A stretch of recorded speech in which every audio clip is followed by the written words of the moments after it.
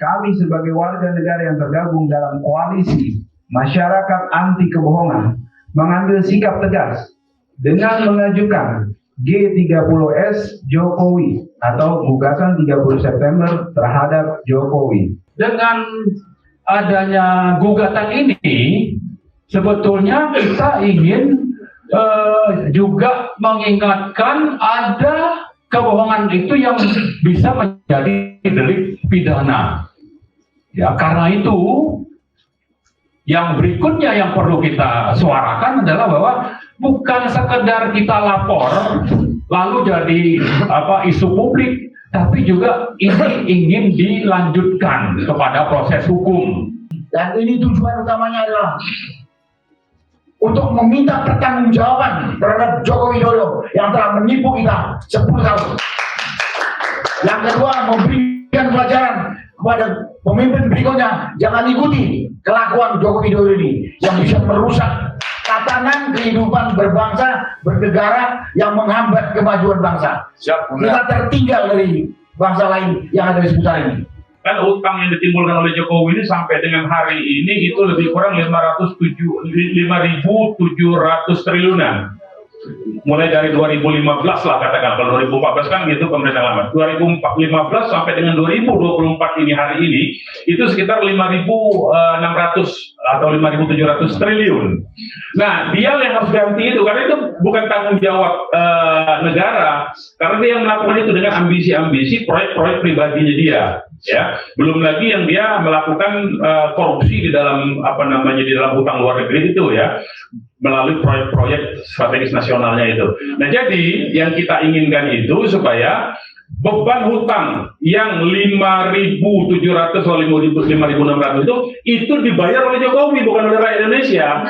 Sebab kalau itu dibebankan kepada rakyat Indonesia, ya, padahal itu adalah untuk memenuhi ambisi Jokowi semata, maka, nah, di mana hubungan hukumnya antara kita penggugat ini dengan kerugian itu? Ya, kalau itu dibiarkan harus dibayar oleh rakyat, kita ini belum bayar lewat proses pajak.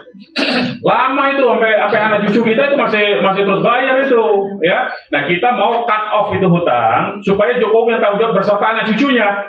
Karena secara perdata utang itu tanggung jawab bisa diturunkan, itu diwariskan tuh. Jadi dia yang harus tanggung jawab, jangan bebannya kepada rakyat Indonesia. Itu yang kita mau. Jadi ini untuk membuka pikiran gugatan ini gugatannya untuk justru menolong rakyat Indonesia supaya tidak dibebani oleh utang Jokowi itu.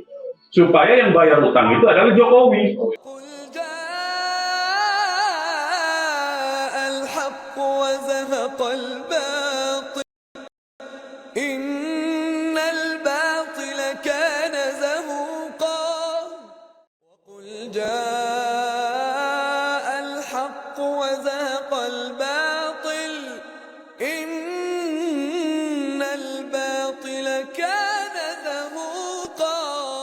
Ini kami ya hadir tim advokasi masyarakat anti kebohongan atau TAMAK. Kita TAMAK di sini maksudnya TAMAK keadilan ya, bukan TAMAK yang negatif. Jadi kita TAMAK rindu, kangen, dan maruk akan keadilan yang memang berarti susah untuk didapat sementara ini, seperti itu.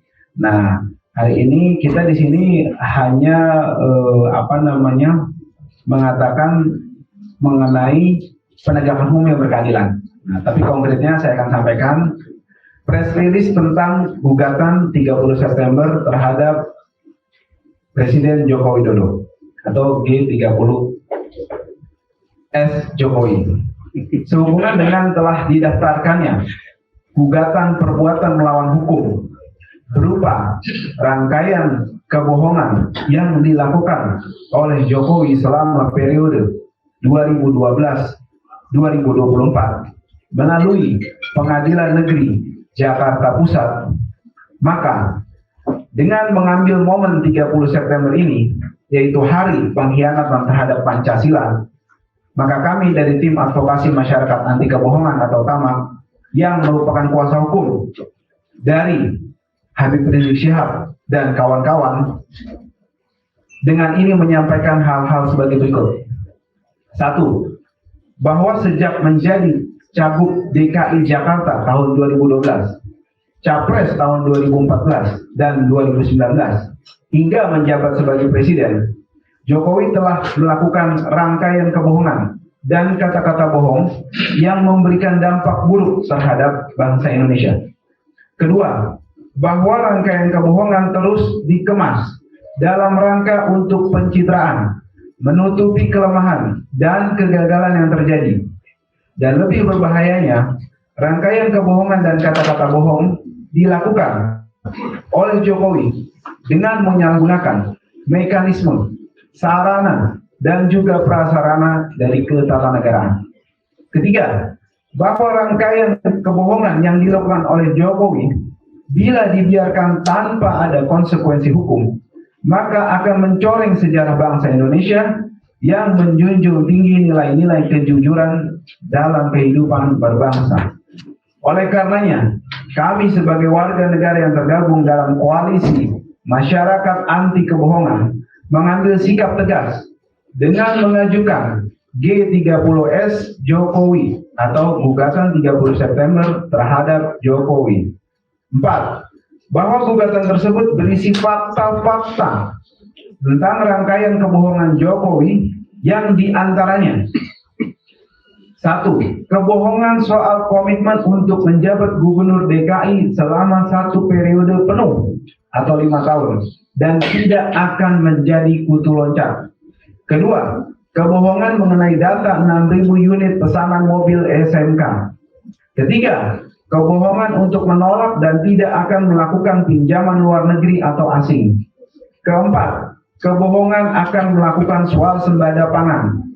Kelima, kebohongan tidak akan menggunakan APBN untuk pembiayaan sejumlah infrastruktur seperti kereta cepat Indonesia-Cina atau KCIC. Yang keenam, kebohongan mengenai data uang 11.000 triliun yang ada di kantong Jokowi dan rangkaian kebohongan Jokowi lainnya.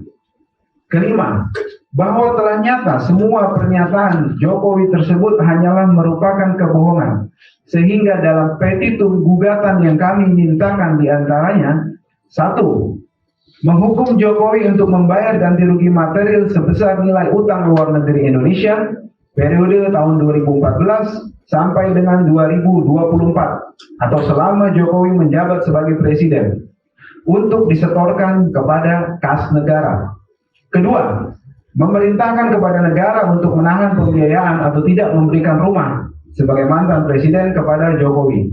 Ketiga, memerintahkan kepada negara untuk menahan atau tidak memberikan seluruh uang pensiun Jokowi.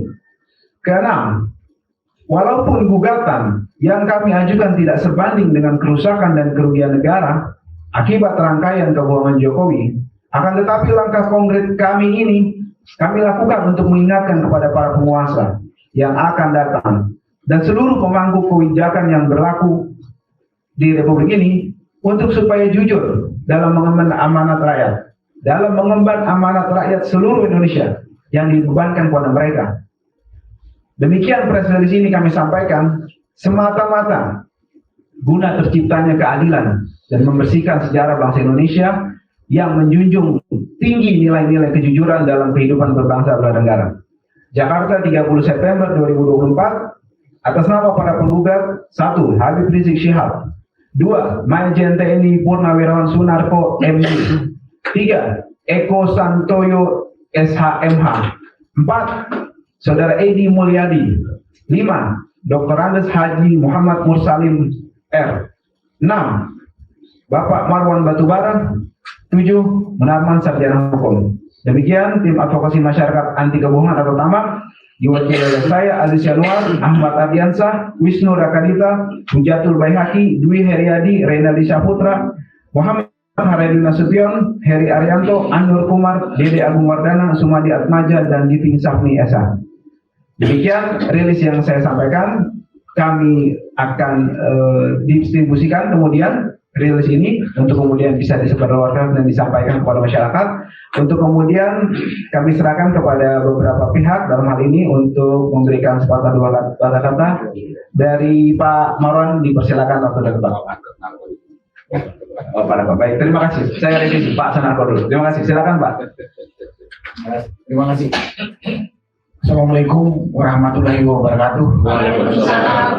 Salam sejahtera bagi kita semua. Bapak Ibu sekalian yang saya hormati, saya muliakan. Tadi kita baru saya dengarkan tuntutan dari koalisi masyarakat anti kebohongan. Yang disampaikan tadi baru sebagian kecil yang menonjol saja. Baru sebagian kecil. Yang lain masih puluhan, bahkan mungkin ratusan kebohongan yang telah dilakukan oleh Jokowi. Maksud kita menyampaikan ini adalah untuk memberikan pelajaran juga kepada seluruh bangsa Indonesia ini. Kalau memilih pemimpin, jangan pemimpin pembohong. Karena kita tahu kejujuran itu adalah basic dari semua kebaikan. Kalau sudah tidak jujur, kita udah nggak bisa berharap ada kebaikan. Dan tujuannya juga ini untuk ke depan, jangan ada pemimpin yang wataknya sama dengan penjajah asing. Sekarang kita ini dijajah oleh pemimpin orang pribumi yang kita pilih. Yang kita pilih. Jadi ini sebetulnya edukasi buat kita semua bangsa Indonesia. Ke depan tidak ada lagi pemimpin yang mengikuti kelakuan karakter watak seperti Joko Widodo ini. Rakyatnya ditipu, dibohongi dengan demikian masif. Jadi ini sebenarnya tujuannya ke depan jangan lagi ada pemimpin yang meniru gaya-gaya ini, menderita rakyat. Menderita bangsa ini, malu bangsa kita, malu. Kemudian juga pelajaran buat seluruh rakyat Indonesia. Kalau memilih pemimpin, lihatlah track record yang benar. Jangan mau cuman karena dibayar dengan bansos atau amplop sekadarnya, kemudian pembohong disanjung-sanjung. Bingung saya sampai sekarang ini. Padahal itu akan menimbulkan penderitaan kepada generasi setelah kita atau notabene anak cucu kita. Itulah yang bisa saya sampaikan pada kesempatan ini. Tadi yang disampaikan oleh lawyer kita itu baru sebagian kecil. Yang lain sangat banyak. Dan ini tujuan utamanya adalah untuk meminta pertanggungjawaban terhadap Joko Widodo yang telah menipu kita 10 tahun. Yang kedua, memberikan pelajaran kepada pemimpin berikutnya, jangan ikuti kelakuan Joko Widodo ini yang bisa merusak tatanan kehidupan berbangsa, bernegara yang menghambat kemajuan bangsa. Kita tertinggal dari bangsa lain yang ada di sekitar ini. Yang ketiga, ya juga pelajaran kepada seluruh rakyat Indonesia. Jangan pilih pemimpin penipu, pembohong. Sekian, terima kasih. Wassalamualaikum warahmatullahi wabarakatuh. Baik, dilanjut oleh Pak Orang. Ya, terima kasih Mas Aziz. Assalamualaikum warahmatullahi wabarakatuh. Alhamdulillahirrahmanirrahim. Allahumma sholli ala sayyidina Muhammad. Kalau kita ingat dulu ya, di tahun 2021 BEM UI itu memberi gelar kepada Pak Jokowi itu sebagai King of Lip Service, raja pembual, raja pembohong. Itu satu. Artinya sudah sejak 2021 kebohongan itu sudah dilakukan dan ini terus berlanjut. Masalahnya kita rakyat ini seolah-olah tidak menganggap hal yang penting, ini hal yang biasa-biasa saja gitu ya. Karena itu seperti inilah jadinya kita menjadi korban, negara jadi korban, martabat bangsa itu jadi turun gara-gara kelakuan dari pemimpin pembohong ini. Jadi mungkin kita salah juga, tapi untung saja nih teman-teman lawyer dan beberapa inisiator termasuk terutama Pak Munarman, lalu Habib Rizik itu teringat bahwa ini tidak bisa dibiarkan. Ya, itu satu hal. Kemudian yang kedua, dengan adanya gugatan ini sebetulnya kita ingin juga mengingatkan ada kebohongan itu yang bisa menjadi delik pidana. Ya, karena itu yang berikutnya yang perlu kita suarakan adalah bahwa bukan sekedar kita lapor lalu jadi isu publik, tapi juga ini ingin dilanjutkan kepada proses hukum. Ya, apalagi kalau digabungkan dengan apa yang sudah dilakukan petisi 100 sejak bulan Juli 2023, kita sudah menyuarakan agar Presiden Jokowi ini dimakzulkan, ya, istilah sopannya itu menurut konstitusi dimakzulkan. Tapi makin kesini karena semakin parah, maka yang kita suarakan sekarang adalah tangkap dan adili. Ya, karena apa? Karena selama setahun lebih sampai sekarang dan mungkin sampai tanggal 20 Oktober dia aman untuk lengser. Tapi karena memang pembohong dan banyak mengkhianati konstitusi, maka lengsernya itu tidak selesai hanya sampai lengser, lalu nanti tinggal dan dapat tanah katanya sampai 1,2 hektar ya. Presiden yang lain itu paling 500 meter persegi itu jatah untuk pensiun presiden itu. Ini sampai sekian luasnya begitu. Nah, saya kira justru jangan sampai tinggal di situ, tapi kita berharap karena memang mengkhianati konstitusi terutama itu harus masuk penjara. Gitu ya. Nah, kemudian salah satu lagi yang perlu kita ingatkan tentang kebohongan itu, dia di 2018, 2019 pernah mengatakan bahwa keluarganya, anaknya itu akan tidak terjun ke politik. Nah, ternyata huru-hara terakhir ya sampai bulan Maret 2024 atau Oktober 2023 itu kejahatan konstitusional yang dilakukan Jokowi itu untuk anaknya. Anaknya supaya bisa jadi wapres dan sudah berhasil. Lalu Kaisang, nah untuk ini ada yang melawan sehingga Kaisang tidak bisa menjadi calon kepala daerah. Tapi fakta bahwa pembohong ini sudah menunjukkan bahwa dia ingin melanjutkan kekuasaan lewat anak-anaknya, dan ini saya kira kita lebih lanjut nanti berangkat dari kebohongan ini dan berbagai fakta di lapangan, kita mau supaya Gibran pun tidak dilantik. Betul. Karena ada pelanggaran-pelanggaran hukum yang menjadi delik menurut konstitusi sehingga dia tidak pantas dan tidak legitimate untuk dilantik. Nah, jadi saya kira itu mungkin tambahannya. Kalau bicara tadi soal daftar kebohongan seperti yang disebutkan Pak Sunarko, itu saya juga cukup banyak. Di sini juga ada nih kebohongan Jokowi ini di buku ini ya, tentang korupsi Ahok. Lalu juga ada tentang katanya mau berantas mafia minyak yang waktu itu menterinya Sudirman Said, dan tim pengusutnya itu yang menyelidiki kejahatan itu Faisal Basri yang sudah almarhum, itu ditemukan misalnya oleh auditor dari Australia ada pelanggaran, dan ini oleh Sudirman diusulkan untuk Jokowi yang menghalangi laporan dari auditor ini untuk tidak lanjutkan. Padahal kalau itu dilanjutkan bisa menangkap mafia minyak itu misalnya. Nah, itu juga contoh bagaimana bohong dan hipokritnya Jokowi. Jadi cukup banyak, saya kira tidak perlu kita bahas. Yang penting ini sudah menjadi pengetahuan publik untuk nanti terus kita suarakan. Targetnya apa? Targetnya salah satu yang penting adalah supaya pembohong ini karena ada delik pidananya untuk ditangkap dan diadili. Yang kedua, supaya anaknya yang memang bisa jadi wapres akibat dari adanya kejahatan konstitusional ini juga tidak jadi dilantik. Saya kira itu tambahannya. Terima kasih. Baik, terima kasih untuk informasinya Pak Nawan.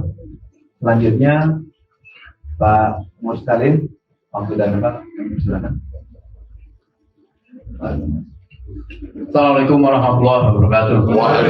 Pertama, kami mengucapkan luar biasa kepada para pengacara ya, yang telah memfasilitasi kami dari para prinsipal untuk melakukan gugatan secara hukum. Karena sudah bertahun-tahun kita melakukan demo, melakukan gerakan-gerakan, tetapi tidak mewujudkan di dalam konkret untuk bagaimana memenjarakan, atau bahkan berakibat pada harus dilengsarkan pada saat-saat ini. Oleh karenanya, tentu pengadilan yang telah menerima pendaftaran, tadi belum bisa sudah diterima, sudah saya, harus menindaklanjuti atas pendaftaran para pengacara ini untuk melakukan proses sidang. Tidak ada ketakutan lagi tentunya pada para hakim yang selama ini takut dengan Jokowi. Saya kira semua komponen yang selama ini berada di bawah dia, banyak yang sudah juga lepas, jadi tidak ada akibat apapun. Seperti MK misalnya, maka kami mohon kepada para hakim di pengadilan itu untuk memproses dan tentu bisa melakukan hasil, apakah dimakzulkan sebelum dia masa berakhirnya, atau terpenting bagaimana tetap diproses hukum, dijebloskan dalam penjara yang tentunya tidak satu. Tadi dikatakan banyak teman, kalau kita bacakan tentang kejahatan pelanggarannya sehari tidak selesai. Ada yang mengatakan kalau ditumpuk itu lebih bisa sampai ke atap, itu kejahatannya tidak akan selesai. Oleh karenanya sangat naif apabila kita rakyat tidak semua menuntut ini yang mengakibatkan kejahatan luar biasa dari kejahatan-kejahatan Jokowi ini. Kalau tadi dikatakan Pak Marwan sampai UI mengatakan dia menjadi King of Lip Service, tetapi banyak yang mengatakan semua yang dikatakan itu bohong. Apa yang dikatakan justru adalah sebaliknya sebenarnya. Jadi fondasi kejahatan terbesar itu adalah kebohongan yang mengakibatkan kejahatan-kejahatan yang lain. Dan teranyar saya kira yang menjadi puncak tuntutan pada masyarakat bahwa negara kita ini sudah dikuasai, tanahnya itu hampir lebih di atas 50% yang diperoleh secara ilegal. Ini yang harus dikembalikan kepada masyarakat, tentu dengan proses-proses penipuan dengan adanya PSN yang PSN tidak melalui prosedural. Saya sangat setuju dengan orasi dari Bapak Munarman beberapa waktu yang lalu. Harus kita telusuri, misalnya salah satunya kepada Erlangga. Kita harus datang dari mana dia mempunyai hak memberikan izin-izin itu. Apakah betul-betul itu melalui proses yang sudah dilegalkan, misalnya melalui tender, apakah melalui mengajukan melihat FS yang dianggap strategis kemudian diputuskan pada mereka. Ini harus diusut. Apabila itu ternyata ilegal, maka rakyat harus mengambil alih. Pemerintah harus membagi-bagikan pada rakyat yang sedang miskin, tidak punya tempat tinggal, memberikan tanah-tanah jutaan hektar kepada para orang-orang yang tidak berhak, dan dia bertepuk tangan atas kejahatan itu karena dia bisa menguasai para petinggi-petinggi. Saya kira harus meninjau kembali ya para pimpinan-pimpinan yang memberikan izin-izin, terutama BPN yang mudah memberikan kepemilikan secara ilegal itu. Nah, ini harus kita tuntut pada saat-saat ini supaya tidak menjadi beban pada presiden yang akan datang. Kami mendengar misalnya pelarangan Gerindra terhadap Presiden Jokowi menghentikan ekspor pasir. Saya kira itu bagus. Tapi jangan sampai kemudian nanti diberikan kepada kolega-koleganya juga, misalnya Hasim Jayakusumo. Ini jangan sampai, ini peringatan. Jadi ini yang harus menjadi masa-masa baik pemerintahan yang akan datang. Semua kejahatan-kejahatan Jokowi harus dihentikan, dan tentunya untuk menjadi jerah maka Jokowi dan keluarga yang terlibat di dalam kejahatan itu dan orang-orangnya yang juga mendorong-dorong itu, dan menjadi pelajaran bagi partai-partai yang menyebabkan dia percaya diri karena didukung oleh partai-partai yang bersombong-sombong. Partai itu merasa dia didukung oleh rakyat, dia mendapatkan sekian persen dari perolehan suara rakyat. Padahal rakyat itu memberikan kuasa kepada partai itu bukan untuk memberikan kekuasaan apa saja yang dia lakukan, tetapi partai itu harus melakukan keadilan untuk rakyat. Tetapi semua partai sekarang di belakang Jokowi, ini sangat biadab. Ya, saya kira ini yang harus menjadi perbaikan ke masa yang akan datang. Mungkin itu yang dari saya. Assalamualaikum warahmatullahi wabarakatuh.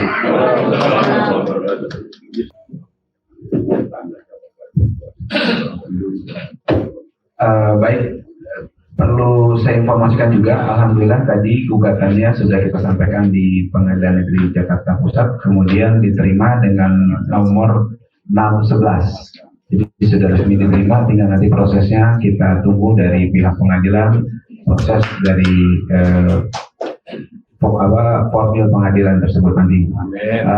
Baik, ada mungkin pertanyaan dari rekan-rekan media atau dari teman-teman, mungkin bisa kita jawab. Ya bang, pertanyaan bang. Bantu. Ya, silakan Mas. Apakah nanti akan ada yang menyusul gugatan ini dan apakah diperbolehkan oleh pengacara jika ada tokoh-tokoh yang lain mungkin yang akan melakukan gugatan sebagaimana yang dilakukan oleh tokoh yang ada di sini, itu yang pertama. Terus yang kedua tadi juga sudah disebutkan nomor gugatannya, dan setelah ini prosesnya kira-kira menunggu berapa lama supaya kita mendapatkan waktu kapan diterima di pengadilan dan kemudian menjadi sidang di pengadilan. Berapa lama biasanya? Ya, baik. Yang pertama saya menjawab dari pertanyaan Mas Arief terkait dengan apakah nanti ada tokoh-tokoh yang lain. Nah, kalau tokoh-tokoh yang lain karena gugatannya sudah masuk, sudah terdaftar, maka nanti tokoh-tokoh yang lain itu akan ada gugatan yang lain lagi. Jadi kan kejahatan Jokowi ini kan bukan cuma satu ini, bukan cuma kebohongan aja. Dia juga melakukan kejahatan hak asasi manusia. Dia juga melakukan kejahatan pelanggaran terhadap hak sipil dan politik. Dia juga melakukan kejahatan terhadap perampasan tanah-tanah rakyat melalui PSN. Itu banyak sekali sebetulnya ya pelanggarannya. Dan nanti tokoh-tokoh yang lain itu akan menggunakan perkara yang lain lagi. Jadi kita bertujuh ini untuk sementara fokusnya tadi seperti dikatakan oleh Pak Suripto, tema besarnya itu adalah tentang kebohongannya dulu. Kebohongannya juga udah banyak, apalagi kejahatan-kejahatan yang lainnya ya. Itu satu. Nah, yang kedua terkait dengan proses persidangan ini biasanya antara 3 minggu sampai dengan 4 minggu.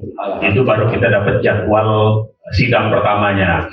Nah, nanti yang menarik ini mungkin dari sekarang perlu kita beritahukan kepada masyarakat bahwa yang kita gugat ini adalah Jokowi secara pribadi sebagai warga negara Indonesia yang kebetulan dia menggunakan mekanisme ketatanegaraan untuk melakukan rangkaian kebohongannya, kan begitu. Nah, karena dia seorang warga negara yang menggunakan instrumen-instrumen ketatanegaraan untuk melakukan kejahatan dan berupa kebohongan, ya, maka nanti yang wajib datang, jadi dia tidak bisa, kalau dia sebagai presiden digugat, maka dia bisa menunjuk jaksa agung untuk mewakilinya, ya kan? Atau dia bisa menunjuk Menteri Hukum dan HAM, atau dia bisa menunjuk orang-orang KSP, kantor sekretariat kepresidenan. Nah, ini karena dia sebagai pribadi yang digugat, maka dia harus hadir nanti. Nah, secara pribadi. Nah, karena itu nanti dalam proses awal itu ada nama yang disebut dengan dalam sistem pengadilan itu adalah proses mediasi. Nah, proses mediasi itu langsung ketemu antara pihak tergugat dengan pihak penggugat langsung. Pihak penggugat langsung itu tanpa diwakili oleh kuasa hukum. Nah, jadi nanti kita akan bertujuh ini akan berhadapan langsung dengan Jokowi kalau dia berani datang. Ya, kalau dia banci, nggak mau datang, nggak berani datang, ya berarti kita ngadepin meja kosong nanti, ya. Tapi tidak apa-apa, kita tunggu karena itu nanti akan diberi oleh hakim waktu untuk mediasi namanya. Tetapi itu hanya kita akan lihat nanti jadwal mediasinya dimulai itu nanti mungkin kita bisa dapat kabar dari pengadilan negeri Jakarta Pusat ini mungkin sekitar 3 atau 4 minggu ke depan. Ya, kita akan dapat kabar kapan akan mulai proses mediasi itu. Nah, jadi itu yang disebut dengan proses ini. Nah, tadi sudah disebutkan oleh rekan kita, oleh ketua tim pengacara kita yaitu Saudara Aziz Januar ini, bahwa tuntutan kita itu tadi yang tadi kan sudah disinggung oleh Pak Sunarko tadi soal rumah yang diberikan hadiah tadi itu atau Pak Marwan tadi nyebut ya. Nah, itu nanti kita minta supaya tidak diberikan kepada Jokowi, ditahan oleh negara. Kemudian uang pensiunnya sebagai presiden itu juga tidak diberikan. Itu untuk mengganti ya kerugian-kerugian ya yang ditimbulkan oleh kebohongan Jokowi.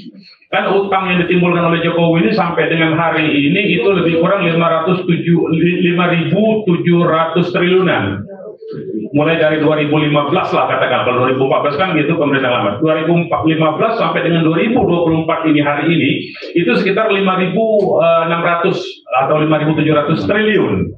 Nah, dia yang harus ganti itu karena itu bukan tanggung jawab negara, karena dia yang melakukan itu dengan ambisi-ambisi proyek-proyek pribadinya dia, ya. Belum lagi yang dia melakukan korupsi di dalam di dalam hutang luar negeri itu, ya, melalui proyek-proyek strategis nasionalnya itu. Nah, jadi yang kita inginkan itu supaya beban hutang yang 5.700 atau 5.600 itu dibayar oleh Jokowi, bukan oleh rakyat Indonesia. Sebab kalau itu dibebankan kepada rakyat Indonesia, ya, padahal itu adalah untuk memenuhi ambisi Jokowi semata, maka di mana hubungan hukumnya antara kita penggugat ini dengan kerugian itu? Ya, kalau itu dibiarkan harus dibayar oleh rakyat, kita ini belum bayar lewat proses pajak. Lama itu sampai anak cucu kita itu masih terus bayar itu, ya. Nah, kita mau cut off itu hutang supaya Jokowi yang tanggung jawab beserta anak cucunya. Karena secara perdata utang itu tanggung jawab bisa diturunkan, itu diwariskan tuh. Jadi dia yang harus tanggung jawab, jangan bebannya kepada rakyat Indonesia. Itu yang kita mau. Jadi ini untuk membuka pikiran gugatan ini gugatannya untuk justru menolong rakyat Indonesia supaya tidak dibebani oleh utang Jokowi itu. Supaya yang bayar utang itu adalah Jokowi. Diambil dari mana? Dari itu rumahnya salah satu yang mau hadiah untuk pensiunnya dia. Kemudian uang pensiunnya dia. Kalau kurang itu, maka harta-harta yang Jokowi yang dilaporkan waktu dia menjabat gubernur, kemudian 23 miliar. Kemudian waktu dia daftar Pilpres 26 miliar, nambah 3 miliar itu padahal baru 2 tahun menjabat gubernur itu, Pak. Nah, itu nanti disita juga harta-harta itu untuk keperluan membayar utang itu yang 5.700 triliun itu. Nah, jadi ini yang kita sampaikan, disebarluaskan kepada masyarakat bahwa gugatan ini untuk menolong masyarakat Indonesia yang 270 juta lebih itu supaya mereka tidak lagi dibebani oleh pajak. Karena pajak-pajak ini makin hari makin membebani kalau itu dibiarkan utang-utang itu. Nah, jadi itu target pertama kita sebetulnya, ya. Jadi supaya masyarakat tidak terbebani segala macam. Nah, nanti urusan yang pidana, urusan lain-lain itu urusan yang perkara lain. Nanti kita ajak tim tokoh-tokoh yang lain untuk mengajukan gugatan-gugatan atau laporan-laporan pidana. Kita sudah siapkan sebetulnya, ya. Tapi nanti itu kalau diumumkan sekarang ya ketahuan keenakan dia dong, ya. Jadi kita diam-diam aja dulu, seperti sekarang. Kalau tiba-tiba kita daftarkan, kita masukkan gugatan, udah jadi itu. Nah, mau tidak mau ini harus diproses oleh pengadilan. Kalau diproses akan diproses oleh pengadilan, tapi kita tidak tahu hasilnya. Tapi kalau diproses, pengadilan wajib menerima, mengadili setiap perkara yang didaftarkan. Itu pengadilan, ya. Dan ini sifatnya perdata. Jadi sekali lagi target kita supaya pengadilan memutuskan, jadi tidak ke lain-lain, supaya pengadilan memutuskan, ya, tanggung jawab utang yang dilakukan oleh Jokowi itu dibebankan kepada Jokowi, bukan kepada rakyat Indonesia, bukan kepada negara, bukan kepada APBN. Ya, itu banyak sekali itu, termasuk utang-utang kereta cepat Cina, ya. Macam-macam lah, IKN segala macam, ya, yang tadi katanya janjinya tidak ucapannya, kebohongannya itu dia ngomong tidak akan menggunakan APBN, tetapi kemudian ternyata menggunakan APBN. Nah, itu salah satu bentuk saja, ya. Tapi banyak lagi yang nanti akan di persidangan, nanti akan kita bongkar semua bentuk-bentuk kebohongannya itu. Jadi seperti kata Pak Mursalin, itu kalau ditumpuk kebohongannya itu, kalau kata Pak Narko, sampai mana, Pak? 1 hari jelasnya nggak jelas. Nggak jelas, ya. Dan kalau ditumpuk berkasnya? Kata Haji Dudin sampai bulan. Ketika kita menghadirkan saksi-saksi itu, nanti semua ahli-ahli dan saksi-saksi akan kita hadapkan di pengadilan untuk memaparkan bentuk-bentuk bukti-bukti kebohongan yang dilakukan oleh Jokowi selama 2012. Jadi bukan saja selama dia menjabat presiden. Jadi sejak 2012 nih, karena 2012 dia sudah berbohong loh. 2012 itu apa? SMK. Katanya diwawancara di acara Economic Challenge waktu itu, ya, di salah satu TV itu, ya. Katanya sudah ada pesanan 6.000, sudah uji emisi, nanti harganya lebih murah. Sampai hari ini kita nggak lihat tuh mobilnya di jalan. Sudah bisa produksi. Hebatnya itu mungkin mobilnya nggak kelihatan, saking hebatnya jalannya itu di atas udara mungkin, ya. Jadi tidak ada di jalanan, mungkin di udara itu mobilnya.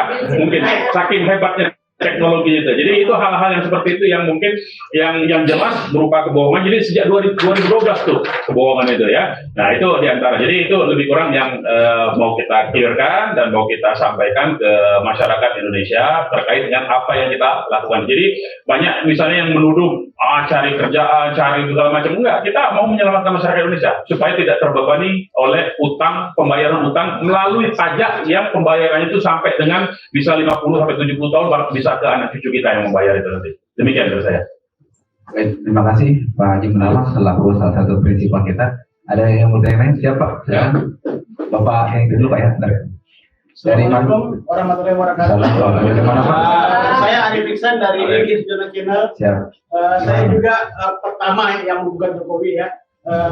Kebohongan 63, kebohongan Jokowi. Saya prinsipalnya pertama. Ya. Tidak bawa teman lagi lain sampai lain masuk angin.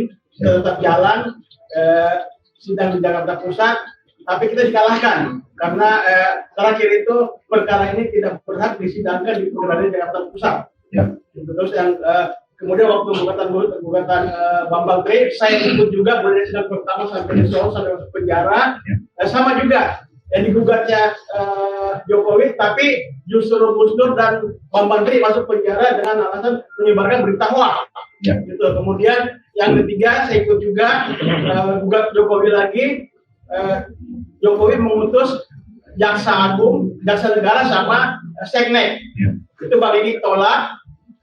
Ya, akhirnya minta tanda tangan asli Jokowi dapat nunjuk Otto sebagai pengacaranya. Nah di sidang juga dikalahkan juga karena tidak ada legal standingnya. Alasannya jadi hakim tetap kalahkan kita tapi banding. Nah seandainya kasus ini sama juga apa yang dilakukan Bang Egy dan saya sebagai prinsipal yang kemarin, bagaimana sikap dari Tamak sendiri ini? Karena Jokowi ini kan kita tahu bukan lagi berita rahasia, dia pembohong besar. Dan sendiri bukan saya berani menggugat karena saya tahu betul Jokowi ini. Nah, bagaimana sikap Tamak sendiri seandainya hal ini terjadi lagi seperti apa yang dialami sama Jokowi dan yang lain-lain? Terima kasih. Baik. Ya, terima kasih pertanyaannya bagus sekali. Jadi bagaimana kita menyikapi nanti? Yang pertama gini Pak, kita di sini menjalankan amanah konstitusi untuk melakukan hal yang melalui kanal hukum seperti yang tadi dijelaskan, kita maksimalkan di sini. Artinya kita di sini menunaikan kewajiban. Nah, kita berandai-andai. Kalau saya lebih setuju bagaimana kalau misalnya nanti dikabulkan. Nah, gitu. Jadi kalau misalnya tadi kalau tadi Bapak sudah sampaikan, kalau tidak diterima gimana gitu kan? Tadi sudah dialami kan? Nah, kalau saya lebih senang berandai-andai bagaimana kalau dikabulkan, maka ya pajak-pajak kita akan lebih ringan seperti itu kan, dan utang-utang, dan ini jadi presiden buruk kepada para pembohong berikutnya gitu. Itu yang saya bisa respon sebagai salah satu tim kuasa hukum. Jadi kita lebih semangat untuk merespon bagaimana kalau ini diterima. Kalau tidak diterima seperti Bapak tadi katakan, ya tentu saja kita akan tempuh upaya-upaya lainnya secara maksimal karena banyak jalan menuju Mekah seperti itu. Itu yang saya bisa respon. Mungkin Bapak tadi yang kedua, Bapak, ya silakan. Pak siapa? Pak Mugi. Oke. Silakan Pak Mugi. Ya. Baik, assalamualaikum warahmatullahi wabarakatuh. Saya Mugi dari Media Arus News.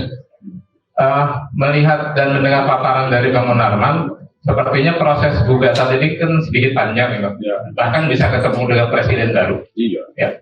Pertanyaannya mungkin sedikit ke Pak Sunarko.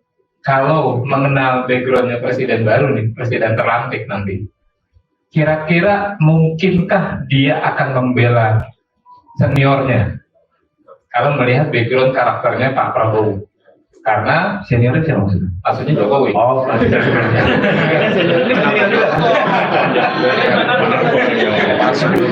artinya karena sebelum menjelang lengser saja, Pak Prabowo sudah mulai sudah nyembah-nyembah dengan Jokowi. Kalau melihat seperti itu. Jadi sejauh mana optimisme tim 7 untuk mendorong terus agar Prabowo bisa objektif dan menegakkan hukum ini seadil-adilnya. Terima kasih. terima kasih. Terima kasih Pak Mugi. Saya coba jawab. Kalau ditanya optimis, saya optimis presiden berikutnya akan memproses. Karena dosa Jokowi ini luas terang benderang. Seorang seluruh dunia pun tahu. Tapi kalau presidennya nanti Prabowo, dia tidak mau mengusung, Prabowo saya akan tuntut. Kenapa? Kemarin dia dalam satu pidato mengatakan dia akan bersihkan korupsi di negeri ini. Kalau dia lari sampai ke benua Antartika sana, akan gua kejar katanya. Nah itu pegangan saya itu. Kalau nanti dia jadi presiden nggak ada kerjaan, itu sebagai bahan. Karena dia udah berjanji kepada rakyat, saya akan bersihkan korupsi. Kalaupun mereka yang korupsi itu lari sampai benua Antartika, saya akan kejar, kirim pasukan khusus. Dia bilang kan? Iya. Betul. Nah, ini bahan juga untuk dia kalau jadi presiden. Terima kasih. Baik, terima kasih responnya dan tanggapannya Pak Sunarso. Ada lagi mungkin dari rekan-rekan?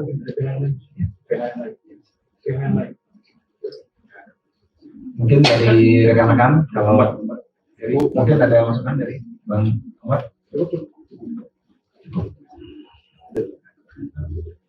Baik, kalau tidak ada pertanyaan lagi, demikian kita akhiri acara ini. Sekali lagi saya tegaskan bahwa gugatan sudah diterima oleh Pengadilan Negeri Jakarta Pusat dengan nomor 611. Ya, kita tinggal tunggu nanti proses persidangannya. Nanti kita akan informasikan kepada publik, sebagaimana memang informasi ini terbuka aksesnya untuk publik dari pihak pengadilan maupun nanti dari kita tim kuasa hukum. Demikian, lebih kurangnya saya minta maaf. Billahi taufiq wal hidayah. Wassalamualaikum warahmatullahi wabarakatuh.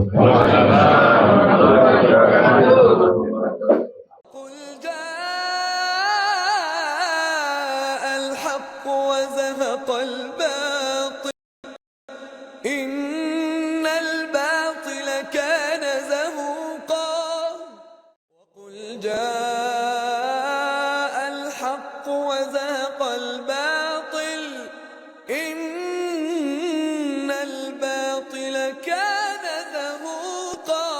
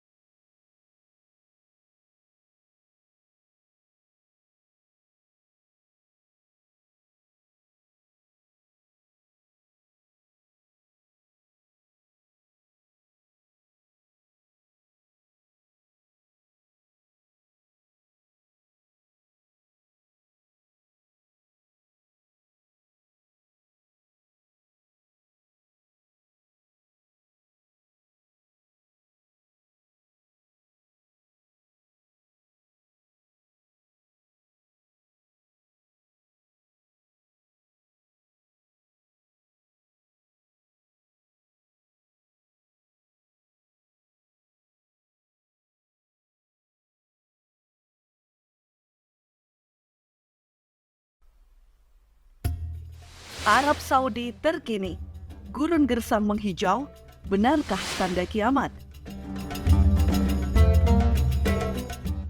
Beberapa pekan terakhir, media sosial dihebohkan dengan video penampakan tanah Arab yang didominasi gurun gersang, tiba-tiba asri menghijau. Publik di berbagai negara ramai memperbincangkan fenomena menghijaunya sebagian wilayah Arab Saudi ini dan mengaitkan dengan tanda kiamat. Kenapa tanah yang subur malah dikaitkan dengan tanda-tanda kiamat? Apakah ada dalilnya? Dan jika ini hanya fenomena alam, lantas bagaimana penjelasan ilmiahnya? Semuanya akan kita bahas dalam video ini. Jadi pastikan Anda menonton informasi ini dari awal sampai akhir, agar mendapat informasi yang penuh. Namun sebelumnya, support kami dengan melakukan tombol subscribe pada channel Revolusi Akhlak ini, agar channel ini berkembang dan memberi manfaat pada banyak orang.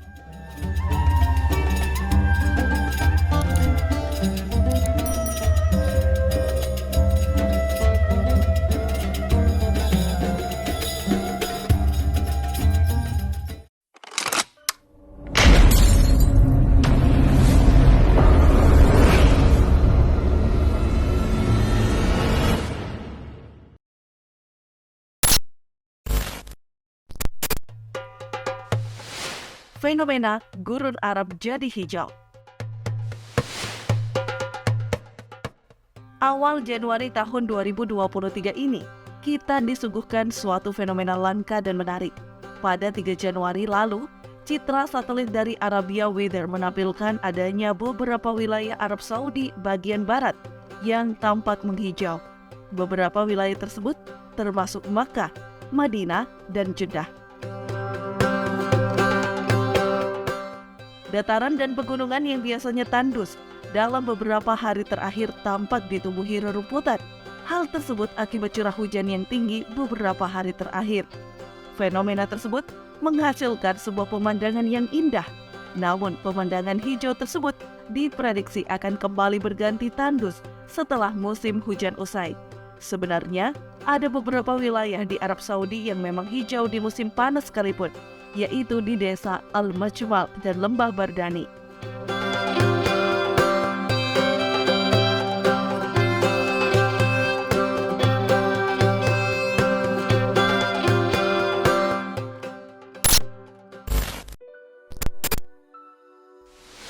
Dihubungkan dengan tanda kiamat.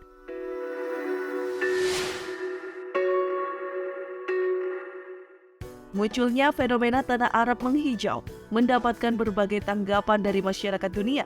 Ada yang menanggapinya dengan takjub dan mengagumi indahnya pemandangan tersebut. Ada pula yang melihatnya dari sisi sains. Namun cukup banyak pula yang mengaitkan pemandangan asri tersebut dengan tanda-tanda kiamat. Golongan terakhir ini berpegangan pada sebuah hadis yang diriwayatkan oleh banyak imam, di antaranya adalah Imam Muslim, Imam Ibnu Hibban, Imam Ahmad, dan Imam Al-Hakim. Artinya, kiamat tidak akan terjadi sampai harta menjadi banyak, hingga seseorang keluar membawa zakat lalu tidak menemukan orang yang sah untuk menerimanya, dan sampai bumi Arab kembali menjadi tanah lapang, penuh tumbuhan dan sungai-sungai mengalir. Muslim, Sahih Muslim, Beirut, dan Ihya Ut-Turasil Arabi, Juz 2 halaman 701. Hadis di atas menjelaskan bahwa salah satu tanda kiamat adalah bumi Arab kembali maroj, yang berarti tanah lapang yang dipenuhi tumbuhan. Untuk mengetahui bagaimana maksud hadis di atas, kita perlu merujuk penjelasan dari para ulama. Imam An-Nawawi menjelaskan hadis sebagai berikut.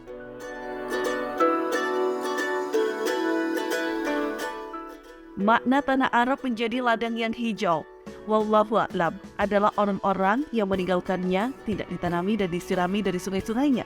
Demikian itu sebab jumlah kaum lelaki sedikit, banyaknya peperangan dan kerusuhan, dekatnya kiamat, minimnya harapan, dan tidak adanya waktu untuk mengurus hal tersebut. An-Nawawi, Syarh Sahih Muslim, Beirut dan Ihya Ut-Turasil Arabi, Juz 7 halaman 97. An-Nawawi bukan satu-satunya yang menjelaskan makna hadis tersebut.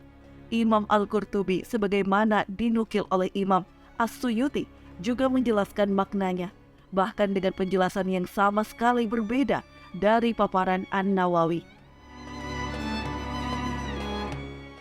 Artinya, maksud hadis di atas adalah keinginan orang Arab telah beralih dari yang sebelumnya, meminta pertolongan dan berpindah-pindah tempat karena banyak peperangan dan serangan. Mereka menjadi enggan melakukan itu semua, lalu mereka menyibukkan diri dengan bercocok tanam dan mengalirkan air-air sungai. Jalaluddin As-Suyuti, Syarh Sahih Muslim, KSA, dan Ibn Awan, 1996, Juz 3 halaman 84.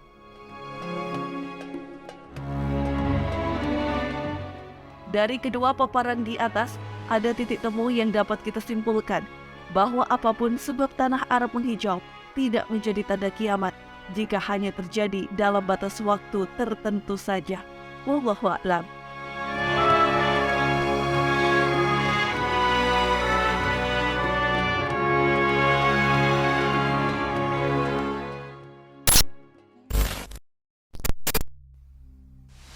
Arab Saudi kini berubah semakin bebas.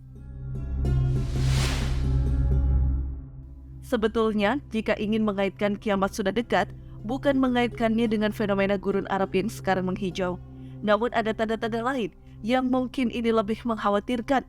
Kami akan memberikan fakta terkini di Arab Saudi, di mana kehidupan di Arab kini sudah sangat bebas. Arab Saudi mengalami transformasi besar menuju negara yang semakin bebas menyerap budaya dari luar. Pemerintah 2 tahun belakangan mulai mengizinkan perayaan seperti Natal, Tahun Baru, Valentine, hingga Imlek. Perayaan-perayaan itu tampak semarak di sejumlah kota di Saudi tahun ini. Pemerintah juga melakukan amandemen peraturan kesopanan di ruang publik yang tidak lagi ketat. Para pria kini boleh memakai celana pendek, kecuali di masjid dan kantor pemerintah.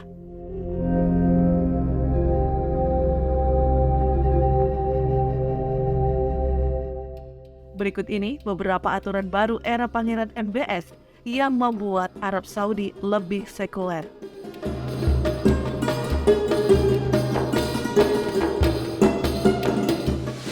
Izin memakai bikini di pantai.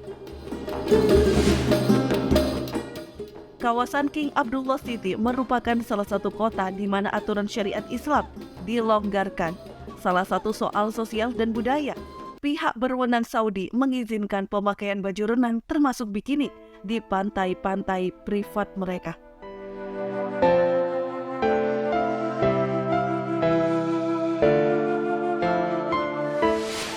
Turis asing non-muhrim diizinkan menginap sekamar.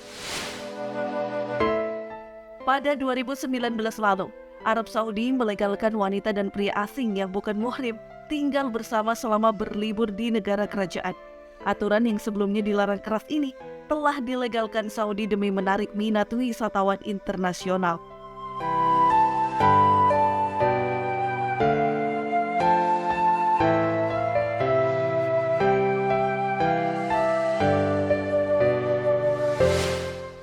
Bolehkan penjualan miras.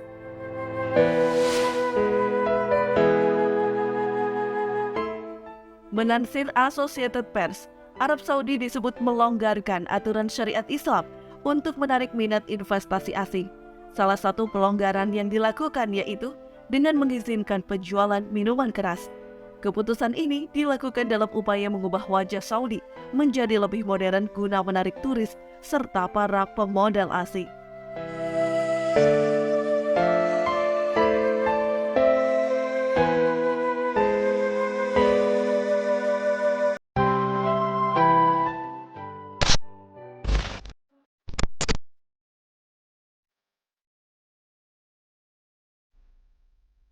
Setelah mengetahui informasi di atas mengenai fenomena gurun Arab yang sekarang menghijau dan mengetahui betapa bebasnya kehidupan di Arab Saudi, kira-kira kamu lebih mengkhawatirkan yang mana?